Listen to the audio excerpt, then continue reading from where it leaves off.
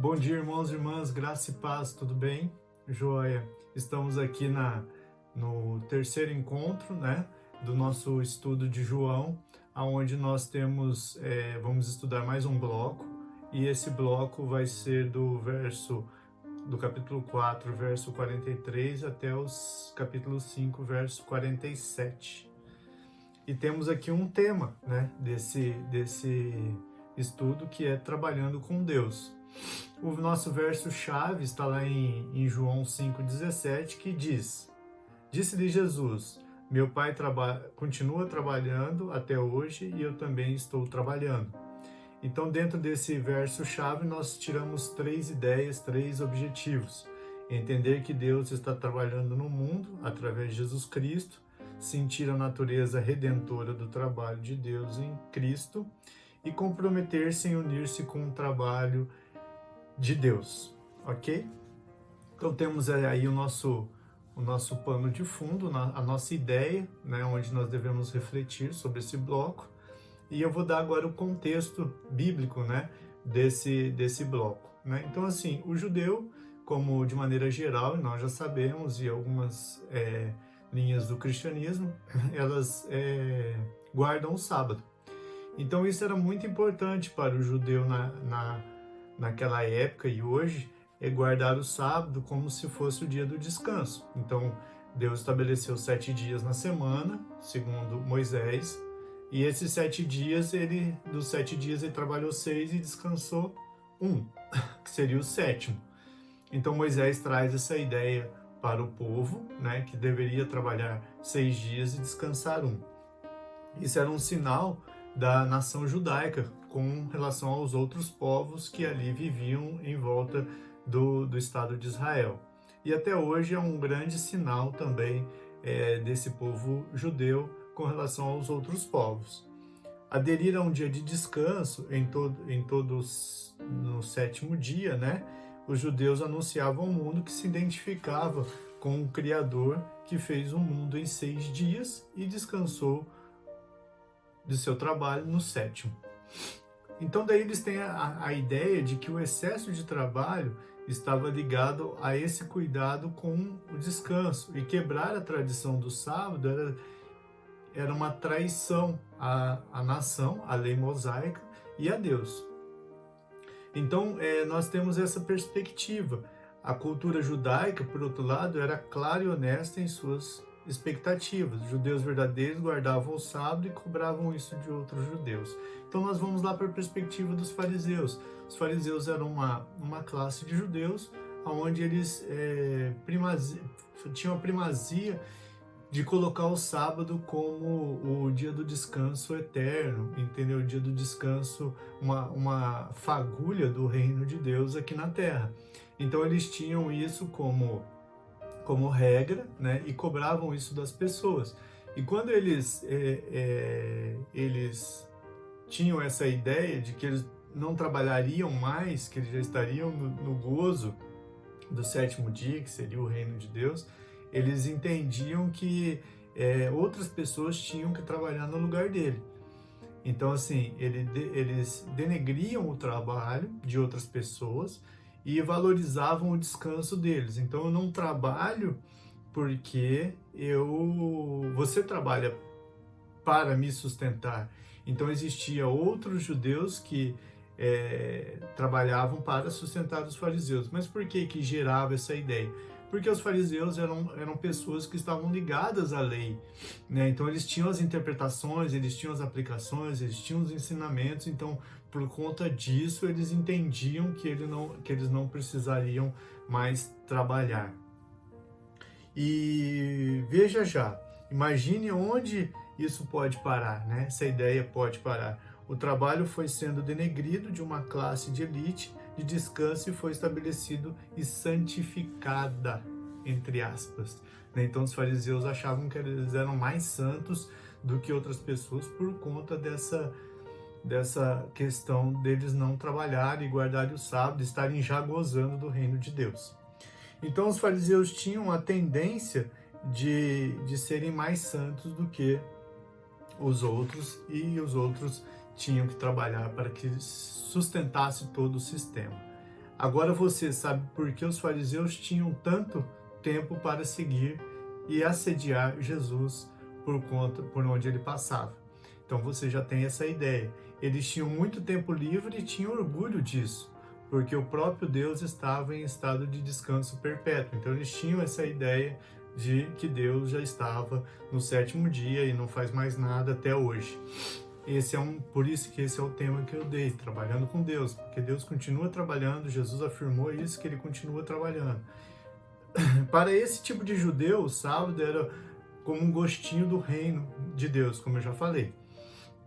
Mais do que um mundo onde Deus era imitado no padrão do trabalho e descanso, esses fariseus faziam do trabalho um objeto de escárnio, como eu também já disse, né? Então era uma coisa pesada para outras pessoas e leve para eles. Então, como se eles tivessem merecido, né? Como eles já nascessem nessa situação. Não nos surpreende que Jesus investiu na provocação dos que defendiam o sábado. No silêncio perturbador do dia de sábado, Jesus declarou com ousadia: meu pai continua trabalhando até hoje e eu também estou trabalhando. No capítulo 5, versículo 17, que eu já falei. Outras questões dentro dessa mensagem a gente pode elencar. No capítulo 4, 49 e 54, nenhum profeta tem honra em sua própria casa. A gente vai vendo ali que a menção de Jesus sobre a honra de um profeta surge que o oficial do rei era gentil, né? A história nos mostra que Jesus tinha mais honra entre os gentios do que entre o seu próprio povo. Por quê? Porque se você ler ali esse trecho, esse bloco, você vai entender que as pessoas, os judeus, eles criam, né? Mediante o que estava na lei, né? O que Jesus estava fazendo, eles tinham muita dificuldade em crer, porque eles sabiam que era um profeta, não sabia de onde ele tinha vindo, porque ele tinha vindo, apesar de ele autodeclarar isso várias vezes. Então as pessoas que estavam, os gentios, né? Eles criam mais em Jesus do que os seus próprios pares, entendeu? Então, por isso que ele fala que o profeta não tem tanto crédito na sua casa, no seu povo, no seu seio, né, da sociedade. Ele tem crédito perante gentios, porque esse homem não era judeu. Então a história conta que alguns dados interessantes, incluindo o comentário aparentemente desaprovador de Jesus sobre os sinais e maravilhas, que a gente vê ali no verso 48, desculpa. E o fato do oficial ter confiado na palavra de Jesus no verso 50. Então o gentil, ele confiou cegamente. Então para João, usa a história principalmente como um ponto de exclamação após o encontro de Jesus com os samaritanos. Lembra os samaritanos, que são pessoas rejeitadas pelos judeus e tal. Jesus foi até eles, dando-lhe a água da vida, e eles vieram e pediram para Jesus ficar mais um tempo, porque eles reconheceram que Jesus era o Messias, né? Que Jesus era o Cristo. Então os samaritanos eram também pessoas de fora. Então Jesus estava já meio que cansado da conversa mole dos judeus, né? E resolveu falar para os judeus: vocês não estão acreditando em mim, mas existem pessoas que estão acreditando. Então eu quero lhe apresentar essas pessoas. E como uma forma de provocar esse tipo de situação, Jesus entra no capítulo, João escreve, né, sobre Jesus, que entra no capítulo 5, do verso 1 ao 15, justamente a cura no tanque de Betesda. Esse tanque, né, esse lugar, conta os historiadores, conta os comentaristas, que era um tanque onde um anjo se banhava, né? E pelo agitar das águas desse banho que o anjo tomava de vez em quando, né? É até meio hilário isso. Então, assim, e as pessoas entravam no tanque para serem curadas. Então, o primeiro que entrasse era curado do seu mal, né? Só que ali naquele tanque, quem estava à volta dele ali, né? Eram coxos, paralíticos, deficientes visuais, deficientes mentais e tudo mais. Então estava ali toda sorte de doença naquele tanque. Então Jesus, ele queria dar uma ênfase a uma situação. Então, a maioria dos autores, né, vê que Jesus vai até um local onde há os doentes, né? Então ele vai até lá até porque ele queria curar alguém, né? Então outros expositores focam também na pergunta de Jesus, né? Você quer ser curado? Isso está no verso 6. Eles enfatizam para acontecer a cura, deve haver uma disposição da parte de quem a precisa. Então Jesus foi num lugar onde precisava de cura. A coisa mais importante a notar nesse texto, nesse bloco, é que isso tudo aconteceu no sábado. Então, como o contexto deixa claro, tente lembrar de outra ocasião que Jesus buscou alguém para curar, né? Então, difícil de entender. É porque ele nunca teve de fazê-lo. As pessoas sempre chegaram a ele, exceto essa história. Aqui vemos Jesus, né, narrado por João, no sábado, procurando realmente, buscando alguém para curar. Qualquer pessoa. Ele vai para onde ele sabe que vai encontrar alguma pessoa doente. Ele procura o caso mais complicado que consegue achar. Jesus estava completamente ciente de que os fariseus iriam pensar sobre essa cura no sábado. Jesus já tinha consciência disso e já sabia o que ele queria, né, nessa cura. Mas ele fez isso mesmo assim. De fato, ele propagava dela a mandar uma mensagem capaz de pegar a sua maca e levantar. Então Jesus, com isso, ele queria pegar ele queria mandar uma mensagem para os fariseus que, além da cura, né, ele estava mandando a pessoa trabalhar.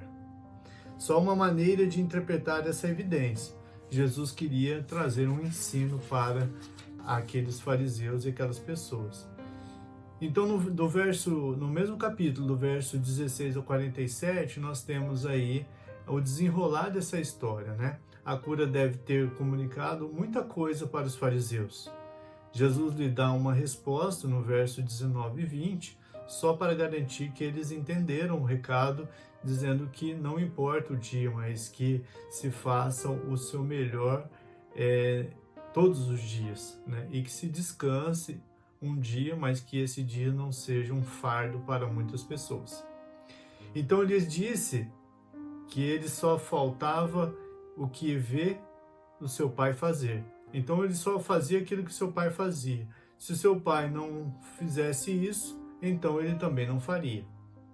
Mas seu pai realmente cura e cura no sábado porque ele continua trabalhando até hoje. Isso é uma tradução literal do verso 17.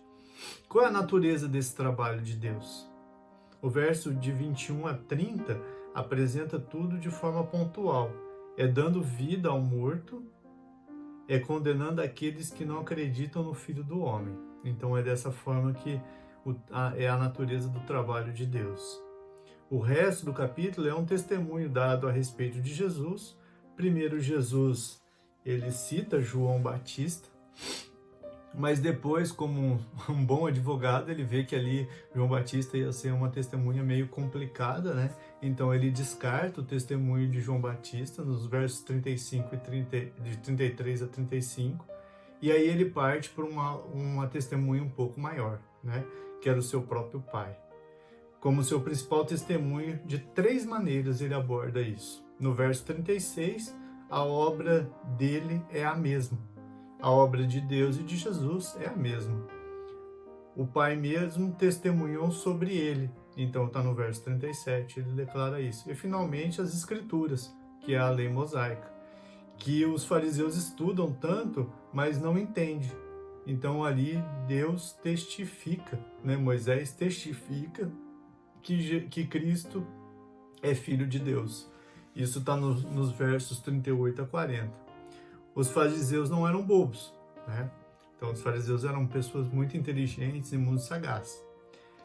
Então eles perceberam que um Deus que trabalha era uma ameaça a todo o sistema teológico deles, né? Então toda aquela questão do sábado, não trabalhar, um monte de regras e tudo mais.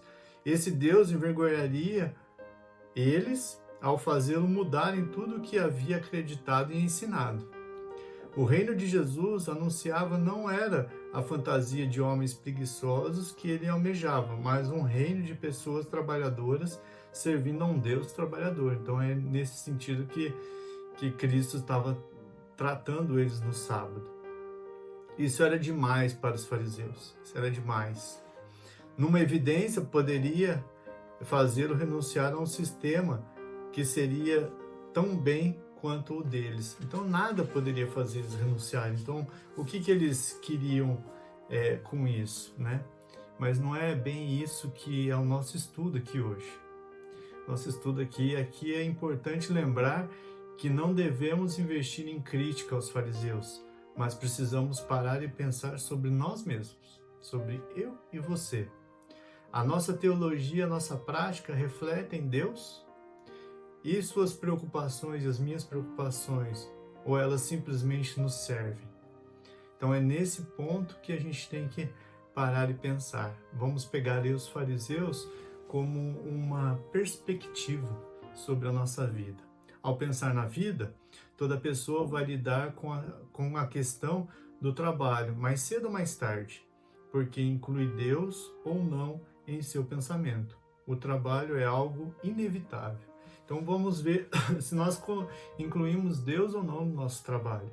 As atitudes contemporâneas em relação ao trabalho geralmente são incompletas. Ou ela vira o propósito principal da vida, né? Ou algo para aturar durante a semana antes da vida de verdade começar no final de semana. Então qual dos dois que a gente está? Esperar que escolhamos entre sermos viciados em trabalho ou aqueles que trabalham pelo final de semana. O primeiro, né, em relação à teologia, nossa, cristologia, né, que está abordada no livro de João, o primeiro é o evangelho do sucesso, né? Então vamos trabalhar, trabalhar, trabalhar. E o segundo é a fé da pessoa que vive pela sexta-feira à noite, infelizmente. Nós dependemos da situação socioeconômica deles, do contexto familiar de muitos e de outros fatores podem estar em uma dessas categorias, né? Então, tudo isso depende do nosso contexto socioeconômico. Mas, quando a vida não é nada mais do que o trabalho e descanso do trabalho, ela é um vício vazio ou um ciclo vazio. Ela vira um humanismo de autossatisfação. O propósito dessa lição, irmãos, é ajudar você a ir além da visão humanística, para que ela possa entender que a vida é mais do que o trabalho e descanso. Ela é o conhecimento do único e verdadeiro Deus, de que Jesus Cristo é quem ele enviou. Isso está lá no verso 17, no capítulo 17, versículo 3 de João. Quando essa visão verdadeiramente torna o nosso trabalho, o nosso descanso torna-se parte de uma realidade maior. E podemos então estar unidos no trabalho e no descanso do próprio Deus. Então eu creio que neste domingo nós refletamos sobre este texto, nessa perspectiva do que você tem feito com o trabalho, o que você tem feito com o seu dia de descanso e como você tem trabalhado. Então nós vemos ali que a cura no sábado, né, é só menos um pano de fundo para que nós possamos entender o que Deus quer de nós no dia do nosso descanso, né? O que Deus quer das nossas vidas no momento em que estamos trabalhando e estamos descansando. Se isso, né, nós chegamos a entender essa questão, nós podemos responder a duas questões que eu gostaria de deixar com os irmãos. Por que o descanso é bom e importante para os cristãos? Porque um dia comum de descanso é algo bom para todos, né? Então eu gostaria que você refletisse sobre isso, sobre essa parte final do texto, sobre esse estudo, e que você seja abençoado durante toda essa semana, em nome de Jesus. Até domingo que vem.